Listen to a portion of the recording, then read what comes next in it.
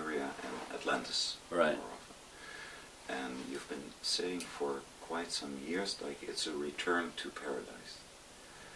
And so the only question I wanted to ask you, and just see where it goes from there, is the miracle question. Like, suppose a miracle happens, you go to sleep tonight and tomorrow you wake up and everything's different.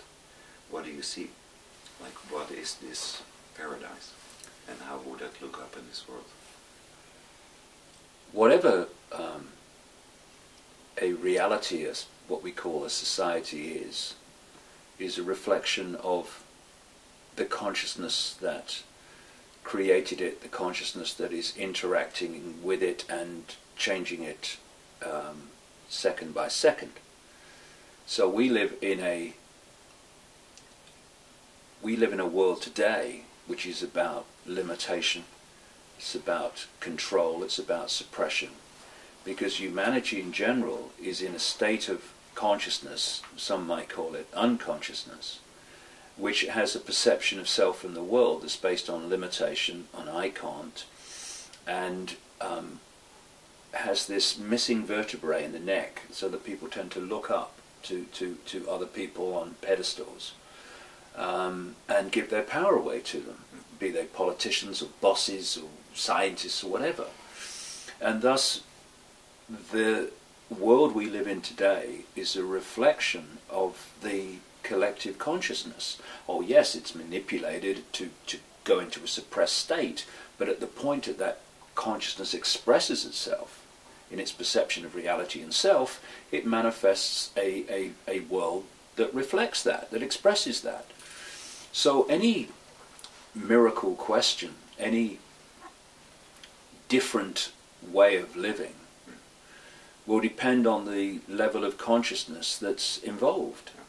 You know, if we, and I'm absolutely convinced we will, as this transformation we're going through unfolds, we will eventually reach a level of expanded awareness where the idea of imposing your will upon others, the idea of for someone to win, someone must lose,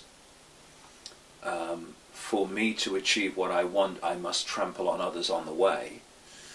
The idea of scarcity, the idea of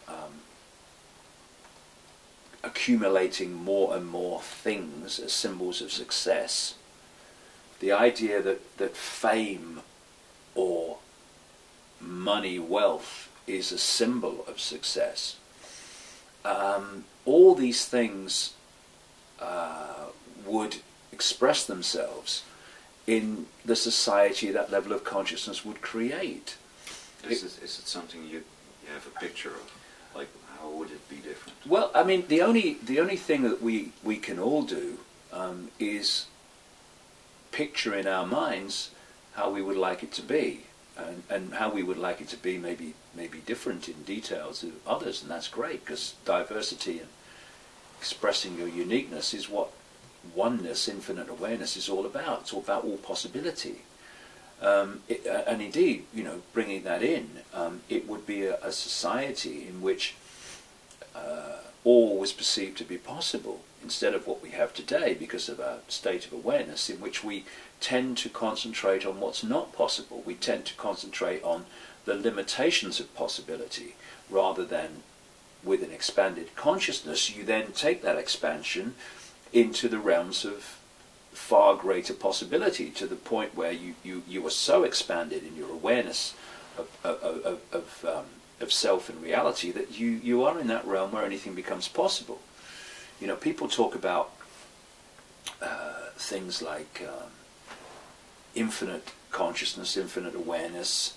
They use terms like all that is, has been, and ever will be, or ever can be, and people from a limited sense of perception go, well, that's impossible. You can't have something that is, has been, and everything that can be.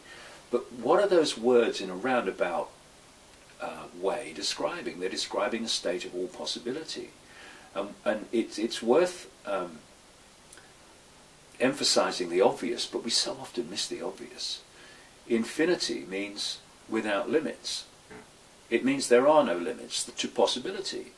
And that is at the most expanded level of infinite awareness. That's what we're dealing with.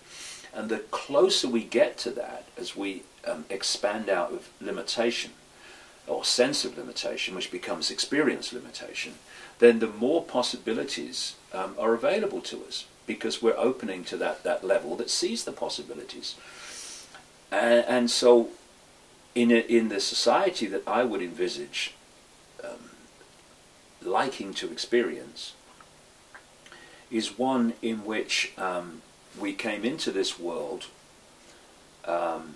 when we choose, when we left this world when we choose. Not because some disease has taken us over and said, you're out of here now. On a deeper level, we might even have chose that, who knows. But I mean, consciously, okay, I'm off now. And it's like, it's not, oh, he's going to die, oh, what's going to happen, I must call a doctor. No, it's like, I choose to go. Because once you start to expand consciousness to the level I'm talking about, then the limitations of this world of density also start to fall, because as you expand consciousness, everything vibrates quicker, and things are not as dense and therefore apparently limited as they were before.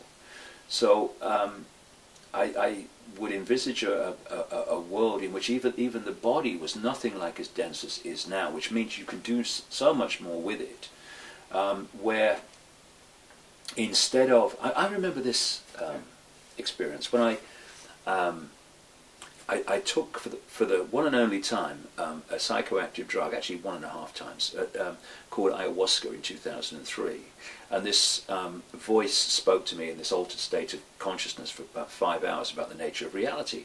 And one of the things it said was, talking about the infinity of everything and us and the illusion of apartness, it said, why do you fly in aeroplanes when you are point A and you are point B and you're everything in between? Why do you fly through yourself? All right? And it's kind of like, well, what? But actually, that's what I'm talking about. So things like Beam Me Up Scotty, which are perceived to be some kind of technological thing. And I'm not saying it's not possible technologically, it is. But I see the society is so expanded in its awareness of possibility, it goes beyond that. And basically, what it thinks, or where it thinks to be, it manifests. It can move from here, it can move to there, just purely through its own, not even mental state, but its own consciousness. Because once you realize that this world of apparent apartness, this apparent limitation is illusory, and that when you see it from the level that you could see it from a higher point of perception, then you wouldn't see apparently empty space between this wall and the carpet and you and me. You'd see vibrating energy. It's one field, and in so many ways it's like an ocean, and then you see the white caps on the waves of the ocean. It's different to the rest of the ocean. It looks different, but it's still the same ocean.